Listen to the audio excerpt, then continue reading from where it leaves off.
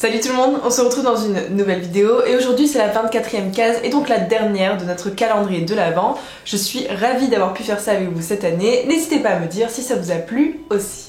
On va terminer ce mois-ci en beauté puisqu'on va parler de ma théorie préférée. Elle est plutôt très longue et je l'ai découverte sur la chaîne de Xionixes. C'est le plan ultime de Dumbledore que je vais essayer de vous résumer aujourd'hui, bien que ce soit une théorie plutôt longue. Si vous voulez plus d'informations et même pour le kiff, je vous invite vraiment à aller voir la playlist de Xionixes parce que je vais passer sous plein de détails qui sont pourtant super importants pour essayer de raccourcir la vidéo et surtout Xionixes en a fait des super vidéos donc que je vous invite à aller voir. Selon cette théorie, Dumbledore savait déjà tout ou presque à l'avance et il a essayé de formater Harry pour réussir son but, tuer Voldemort. Pour commencer, on sait que Dumbledore et Rogue étaient les seules personnes à connaître la prophétie en entier. Et Dumbledore se serait servi de cette prophétie pour préparer un plan minutieusement millimétré dans le but d'aider Harry à tuer Voldemort. Pour la première année de Harry à Poudlard, Dumbledore a trois objectifs très simples. On va commencer par parler du premier. Le premier objectif de Dumbledore, c'est de faire en sorte qu'Harry aille partout sauf à Serpentard. Pour ça, voilà comment il s'y prend. Pour commencer, c'est Hagrid qui va retirer Harry aux Dursley pour l'emmener à Poudlard. Et à ce moment-là, ils vont passer tous les deux jours sur le chemin de travers. Pour Hagrid, la mission est très simple, c'est de glisser subtilement à Harry qu'il ne faut pas aller chez les Serpentards. Ensuite, Hagrid va le lâcher en plein milieu de King's Cross avec un billet plus que louche, voie 9 3/4. Et là, heureusement, pile à ce moment-là, il croise la famille Weasley. Tout ça dans le but qu'Harry soit positionné avec les bons sorciers dès le début, puisqu'on rappelle que les Weasley font partie de l'organisation secrète de l'Ordre du Phénix. Le deuxième objectif de Dumbledore, c'est d'apprendre à connaître Harry. Oui, parce qu'il sait pas du tout ce qu'il est devenu pendant toutes ces années avec les Moldus, il a absolument besoin de savoir qui il est pour pouvoir ensuite le façonner à sa manière. Pour ça, il va se servir d'un objet très simple qui n'est autre que le miroir du Riséd.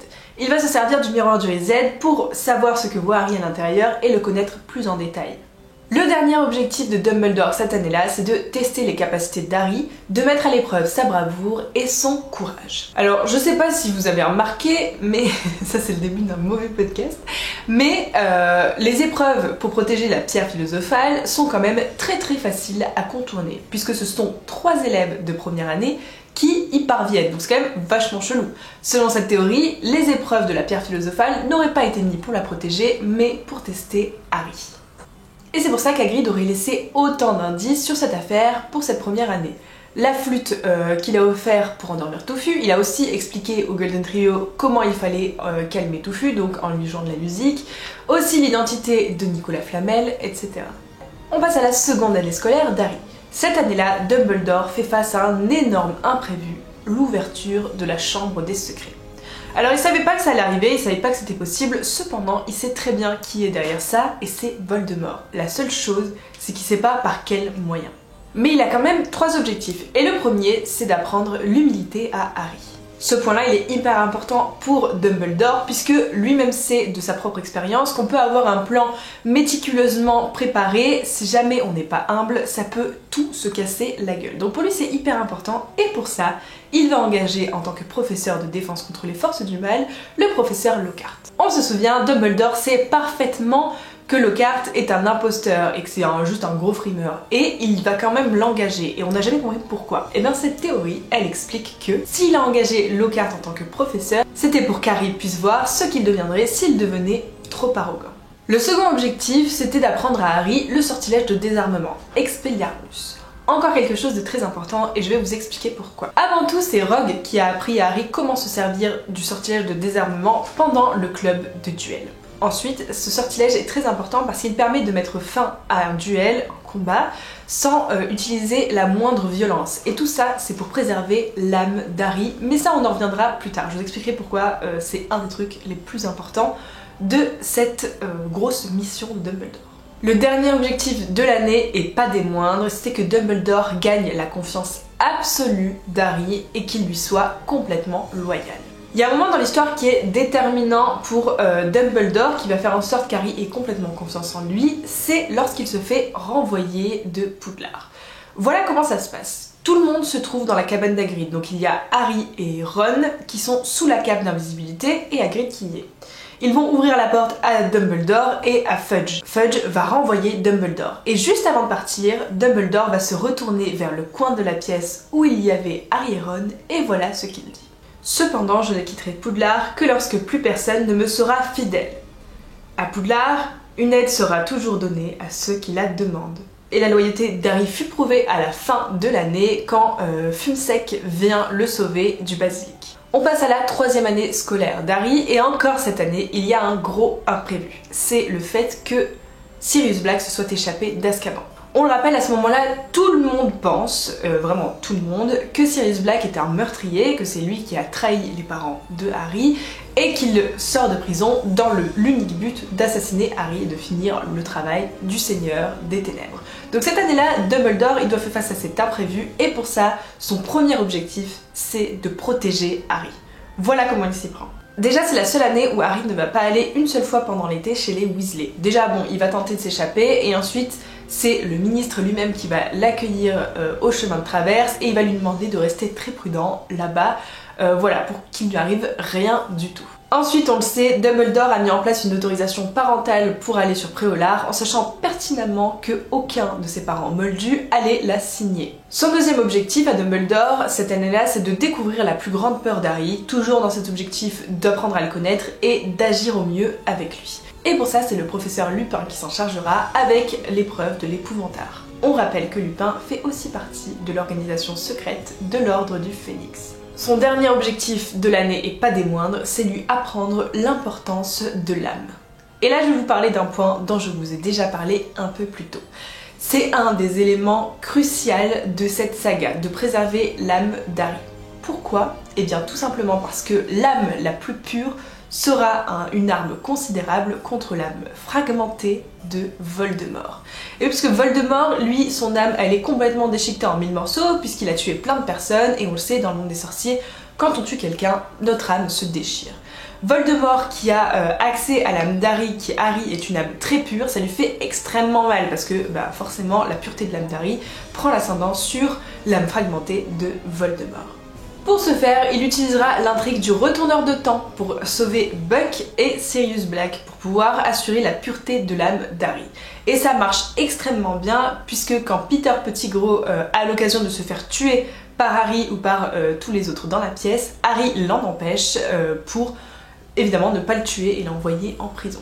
On passe à la 4e année d'Harry, donc qui est l'année de la coupe de feu. Et à ce moment-là, pour Dumbledore, c'est la merde parce qu'il va se heurter au plan ultime de Voldemort qu'on connaît tous parce que c'est l'histoire de la saga Harry Potter. Et son lot d'imprévus, donc voici quand même ses objectifs. Son premier objectif, c'est d'introduire Harry au monde international de la magie et lui donner une image de communauté magique unie. Pour ça, Harry va premièrement se retrouver à la fin de l'été à la Coupe du Monde de Quidditch. Alors pourquoi ce serait dans les plans de Dumbledore de faire ça?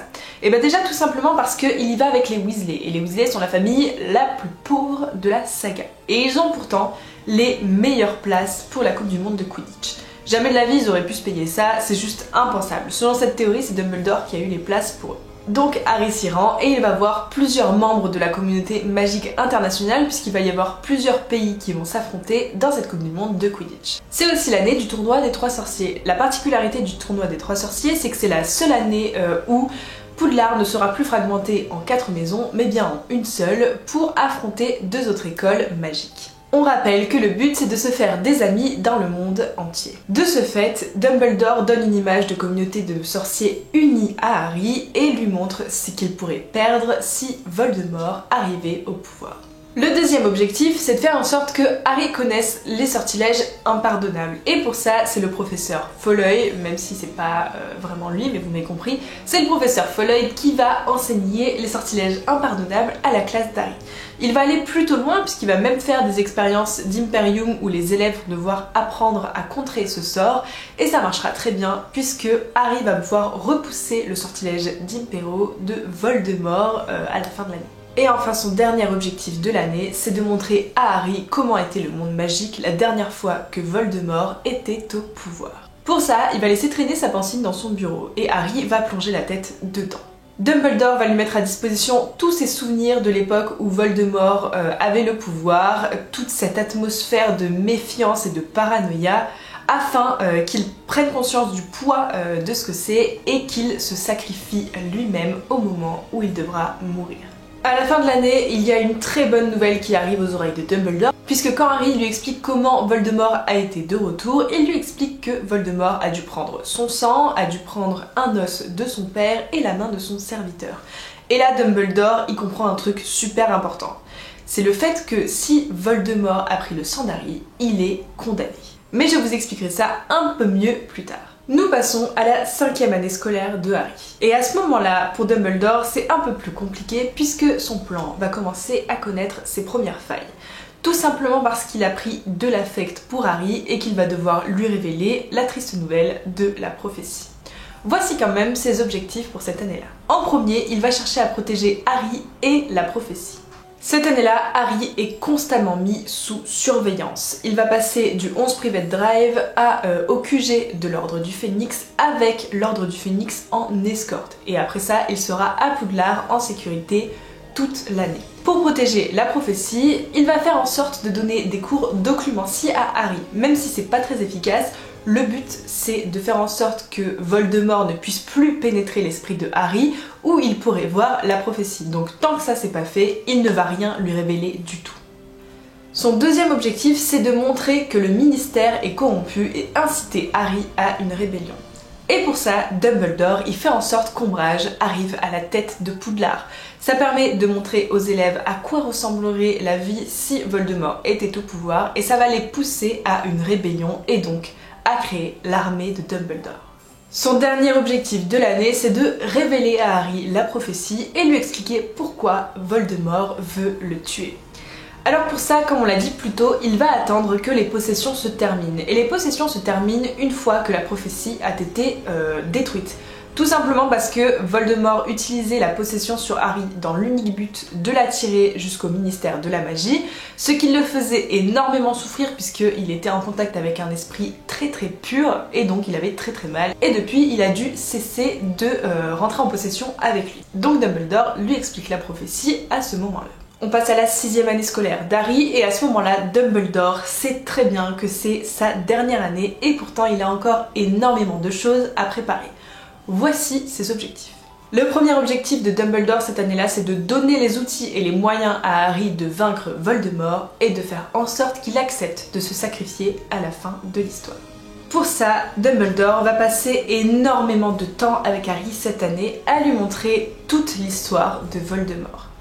De son enfance, à son adolescence, à son âge adulte, à pourquoi il a commencé à se mettre dans les forces du mal, ses parents, tout. Il va tout lui montrer, tout lui expliquer dans le but qu'Harry connaisse parfaitement sur le bout des doigts Voldemort et qu'il sache exactement comment ce dernier va réagir. Même si Dumbledore ne lui révèle pas tout, dans le but qu'Harry accepte de se sacrifier à la fin. Le second et dernier objectif de cette année, c'est de faire en sorte qu'Harry survive à son sacrifice. Pour ce point, on rappelle que Dumbledore sait que Voldemort est foutu. Pourquoi ? Tout simplement parce que le sang d'Harry coule dans ses veines. Et le sang d'Harry contient la vieille magie de sa mère Lily qui l'a déjà réduit à néant une première fois. Pour qu'Harry survive à la destruction de son Horcrux, il faut qu'il se sacrifie. Et c'est exactement pour ça que Dumbledore ne va pas lui dire tout de suite. Sinon, il n'aura jamais la force de faire ce qu'il est à faire. Dumbledore va aussi éviter de dire à Harry que Rogue fait partie des plans parce qu'il était amoureux de sa mère et qu'il le protégeait, tout simplement parce que si Rogue est démasqué, le plan est foutu. Il ne va aussi pas du tout lui parler des reliques de la mort parce que si Harry sait qu'il doit survivre, le sacrifice ne marchera pas. On passe à la dernière année scolaire d'Harry, la 7e année, et cette année-là, le plan de Dumbledore continue même après sa mort. Et oui, parce que même la mort de Dumbledore faisait partie du plan ultime pour faire en sorte que Rogue gagne la totale confiance du Seigneur des Ténèbres. Le dernier objectif de Dumbledore, c'est de faire en sorte de protéger l'âme d'Harry, qu'il arrive à vaincre Dumbledore sans la briser. Et c'est pas du tout quelque chose de simple à faire, surtout que aucun de ses plans ne se sont passés comme prévu. On va commencer parce que Dumbledore a légué à Harry. Il a commencé par lui léguer une balle de Quidditch dans laquelle il y avait la pierre de résurrection. La balle de Quidditch ne s'ouvrait qu'au terme pour faire en sorte qu'elle s'ouvre seulement à la fin de l'histoire pour donner la force à Harry de se sacrifier à l'instant T. Il y a aussi l'épée de Godric Gryffondor, sauf que cette épée, elle est protégée par le ministère, elle peut pas être léguée parce qu'elle appartenait pas exactement à Dumbledore. Et ça, Dumbledore c'est un énorme mage, il le savait bien évidemment. Selon cette théorie, si Dumbledore a mis l'épée dans le testament, c'était tout simplement pour dire à Harry qu'il en aurait besoin à un moment ou un autre de l'histoire, qu'il fallait juste se contenter de le mettre sur son chemin. Et pour ça, c'est Rogue qui était chargé de le faire. Sauf qu'à la base, ça aurait pas dû se faire en secret comme ça, avec la biche, etc. À la base, Rogue devait défier Harry en duel. On le rappelle, à ce moment-là, Harry déteste Rogue par-dessus tout parce qu'il l'a vu assassiner Dumbledore. À ce moment-là, Harry n'aurait pas hésité à le provoquer en duel, même en sachant que c'est le meilleur duelliste, etc. Et comme on le sait, pour récupérer l'épée de Godric Gryffondor, il faut la mériter par son courage. Et donc Harry devait engager un duel avec Rogue pour récupérer l'épée de Godric Gryffondor. Par la même occasion, il en aurait profité pour récupérer la baguette de Suro, ce qui était très important pour Dumbledore. Oui, parce que en demandant à Rogue de le tuer, il avait aussi l'objectif de faire en sorte que Rogue soit le propriétaire de la baguette de Suro, pour qu'il fasse ensuite en sorte qu'Harry en devienne le propriétaire, et ça, c'est un élément capital s'il voulait préserver l'âme d'Harry. Et oui, parce que la baguette de Suro, elle a une propriété très particulière. C'est de faire en sorte que si quelqu'un possède la baguette de Suro, mais qu'il n'en est pas le propriétaire, et qu'il vise le propriétaire avec un quelconque sortilège, le sortilège va se retourner contre lui. C'est d'ailleurs pour ça que Voldemort ne tue pas Rogue avec la baguette du Suro quand il croit qu'il en est le propriétaire. De ce fait, Dumbledore espère qu'Harry sera le maître de la baguette de Suro pour faire en sorte qu'elle se retourne contre Voldemort après l'avoir récupérée de la main de Rogue. Et même si le plan n'a pas fonctionné comme prévu, c'est Drago qui a désarmé Dumbledore qui lui-même a désarmé Harry, le résultat est le même. Voldemort a lancé un Avada Kedavra sur Harry, véritable maître de la baguette de Suro. Le sort s'est retourné contre lui, ce qui a fait la défaite de Voldemort et a préservé l'âme d'Harry. Mission accomplie pour le grand Dumbledore. Et voilà tout le monde, c'est ce qui clôture cette théorie. C'est tout bonnement ma théorie préférée. Je l'aime vraiment très fort. En fait, je trouve que ça explique tellement de choses dans la saga et tout devient beaucoup plus cohérent. Bref, pour moi, cette théorie est complètement adoptée. Et pour vous? En tout cas, je vous invite à regarder la playlist de XionXS, il a fait une vidéo par année, c'est beaucoup plus détaillé et les vidéos sont juste incroyables. Donc je vous mets tout ça dans le petit et en barre d'infos. C'est aussi la vidéo qui clôture ce mois de décembre, j'ai adoré faire ça avec vous. N'hésitez pas à me dire en commentaire quelle est votre théorie préférée, donc dans toutes celles que je vous ai énoncées. Personnellement, vous l'aurez compris, c'est celle-ci, mais j'attends d'avoir vos avis en commentaire. En tout cas, je vous souhaite un joyeux réveillon et un joyeux Noël, de très bonnes fêtes en général. On se retrouve bientôt pour des prochaines vidéos. En attendant, si cette vidéo vous a plu, je vous invite à laisser un j'aime, à commenter et à vous abonner si ce n'est pas encore fait. Partagez la chaîne aussi si ça vous fait plaisir. Je vous dis à bientôt pour une prochaine vidéo. Merci beaucoup de m'avoir suivi ce mois-ci. Bye. Méfait accompli.